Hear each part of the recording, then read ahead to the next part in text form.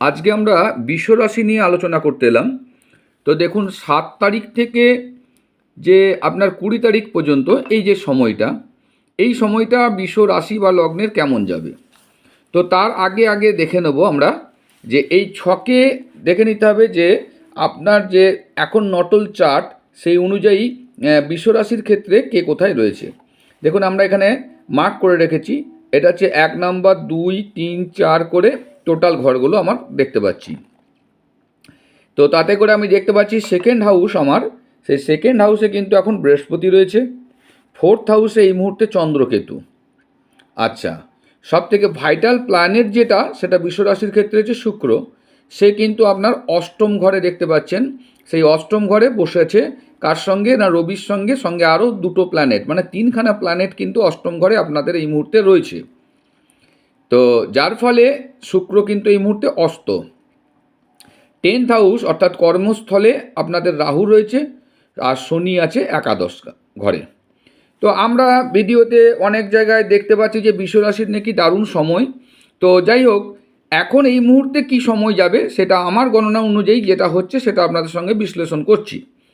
তো সেকেন্ড হাউসে বৃহস্পতি থাকাকালীন অবশ্যই আপনার একটা মানে সেকেন্ড হাউস মানে তো আপনার অর্থ জায়গাটা দেখায়, ইনকাম, ব্যাংক ব্যালেন্স, অবশ্যই সেটা একটা হবে। কিন্তু কিভাবে হবে? ইনকাম একটা হবে। ইনকামটা হবে কাদের? সবাইকার কিন্তু নয়, এটুকু মাথায় রাখুন। কারণ বৃহস্পতি আছে রেট্রোগেট।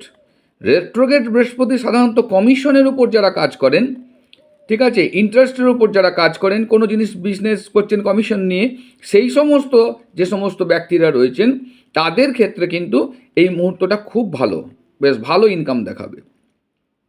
কিন্তু অপোজিটে দেখুন ভালো করে, অষ্টম ঘরে কিন্তু শুক্র অস্ত, মানে শুক্রের কোনো পাওয়ার নাই এই সময়।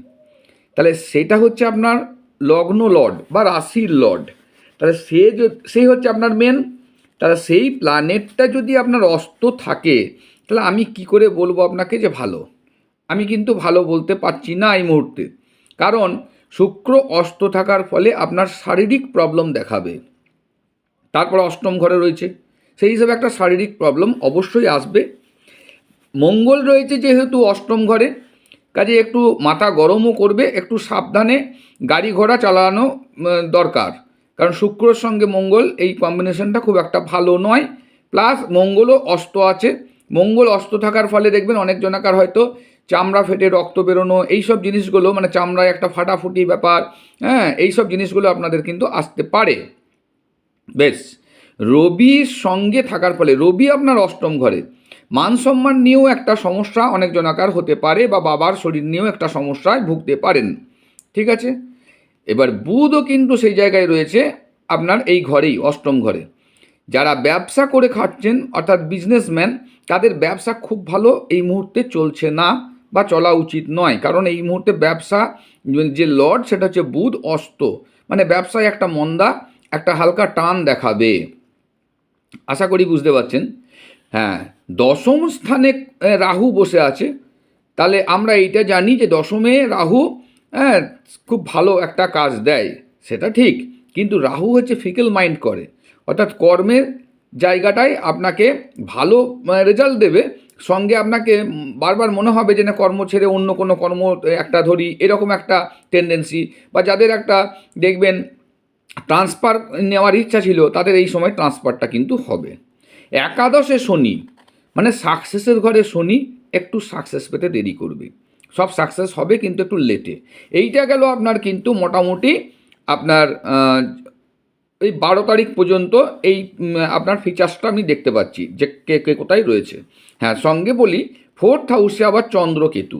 তাহলে ফোর্থ হাউসে চন্দ্রকেতু অবশ্য 7-8 তারিখের মধ্যে পরে সরে যাচ্ছে। তাহলে এই দুটো দিন আপনি একটা মানসিক প্রেশারের মধ্যে, একটা মনের মধ্যে একটা চাপ অনুভব করবেন।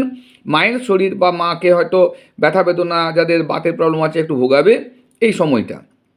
এরপরে চলে আসছি দেখুন আমরা এই ছকটাতে, যেটা হচ্ছে আপনাদের ক্ষেত্রে 13 তারিখের পর শুক্র কিন্তু মুভ নিচ্ছে। এই যে শুক্র অষ্টম ঘর থেকে এবারে 9th হাউসে চলে গেল, এইবারে কিন্তু আপনারা ভালো রেজাল্ট একটা পাবেন। ঠিক আছে, শুক্র যখনই আপনার এইখানে চলে গেল 9th হাউসে, আপনার সপ্তম দৃষ্টি দিচ্ছে কোথায় দেখতে পাচ্ছি? 3rd হাউসে। তাহলে শুক্র আপনার মেন লর্ড, সে চলে গেল ভাগ্যের স্থানে। আশা করছি আপনারা এখন ভালো একটা রেজাল্ট অনুভব করবেন, সব দিক দিয়েই ভাগ্যের একটা সাপোর্ট আপনারা পাবেন। কিন্তু সেই সঙ্গে এটাও বলে রাখি, কিছুদিন এখন এখানে কিন্তু অস্ত থাকবে, যার জন্য শুক্রের পাওয়ারটা খুব বেশি থাকবে না। হলেও যেহেতু ভাগ্যস্থানে শুক্র, সে দৃষ্টি দিচ্ছে থার্ড হাউসে, আপনার এফোর্টটাকে অনেক কমিয়ে দেবে। যেটা আগে করতে হচ্ছিল, খাটতে হচ্ছিল বেশি, এখন কম খেটে কিন্তু রেজাল্টটা পাবেন। ভাগ্যের একটা সাপোর্ট আপনারা এবারে পাবেন। ঠিক আছে, বেশ। আর সেকেন্ড হাউসে তো আপনার বৃহস্পতি এখন রয়েছেই, তো সেই হিসাবে ইনকাম তো আপনার দেখাবে, ইনকাম নিয়ে কোনো টেনশন নেই। কিন্তু সেই ইনকামটা তাদেরই ভালো হবে যারা হচ্ছে ওই কমিশনের টেজনেসগুলো করেন তাদের। বাকি ওভারঅল কম বেশি হবে। এইবার এই ভালো রেজাল্ট যেটা পাবেন, সেটা তারাই খুব ভালো পাবেন যাদের কিনা শুক্রের অন্তর্দশা বা মহাদশা চলছে, বা ভালো গ্রহের একটা দশা চলছে, তারাই কিন্তু এই রেজাল্টটা বেটার অনুভব করবেন। তাহলে বাকি যাদের খারাপ ধরুন লর্ড যারা রয়েছে, ধরুন দ্বাদশপতি মঙ্গল, যার দ্বাদশপতি মঙ্গলের যদি আপনার অন্তর্দশা চলে, তাদের কিন্তু একটা পারিবারিক একটা সমস্যা চলবে। হ্যাঁ, তারা যদি আবার বিদেশে থাকেন, তারা কিন্তু লাভবান হবেন। ঠিক আছে, আর না হলে যারা দেশে রয়েছেন ঘরের কাছ থেকে, তাদের ক্ষেত্রে কিন্তু একটা মাথা গরম, একটা সংসারে অশান্তি, এই জিনিসটাও কিন্তু দেখাবে। ঠিক আছে, তো কাজেই যে ভালো খুব সেটাও বলবো না, আর খুব যে খারাপ আমি সেটাও বলবো না। ঠিক আছে, এইবার ভালো বা খারাপ রেজাল্টটা আপনারা নিজেদের যে দশা অন্তর্দশা চলছে সেই অনুযায়ী কিন্তু আপনারা পাবেন কম বেশি। তবে এইটুকু বলা যায় যে 13 তারিখের পর থেকে আপনাদের কিন্তু একটা বেটার রেজাল্ট আমি দেখতে পাচ্ছি, একটা জীবনে একটা বেটার রেজাল্ট আসবে। হ্যাঁ, তবে 2026 ওভারঅল মানে বৃষ রাশি বা লগ্নের ক্ষেত্রে খুব ভালো রেজাল্টই পাবেন সব দিক দিয়ে। এইবার ওই জন্য আমি মোটামুটি এই সময়টা যেহেতু একটু খারাপ ভালো মিলিয়ে রয়েছে, সেই জন্য আমি মোটামুটি 20 তারিখ মানে 13 তারিখ পর্যন্ত আপনাদের একটা চাপ থাকছে। 13 তারিখের পর থেকে যে 20 তারিখ যে 7 দিন আরও রইল, সেইখানটাই কিন্তু আপনাদের বেশ ভালো রেজাল্ট আপনারা পাবেন। যদি ভিডিওটি ভালো লাগে অতি অবশ্যই সাবস্ক্রাইব করুন, লাইক করুন, বেশি বেশি করে শেয়ার করুন। আর যদি এই রকম ধরনের আরও ভিডিও চান যে 20 তারিখের পর কেমন হতে পারে, তাহলে অবশ্যই কমেন্টে আপনারা লিখে পাঠান, সেই অনুযায়ী ভিডিও আমি আশা করছি আপনাদেরকে পরিবেশন করতে পারবো। তো ধন্যবাদ সঙ্গে থাকার জন্য। হর হর মহাদেব। পরের ভিডিওতে আপনাদের সঙ্গে আবার দেখা হচ্ছে।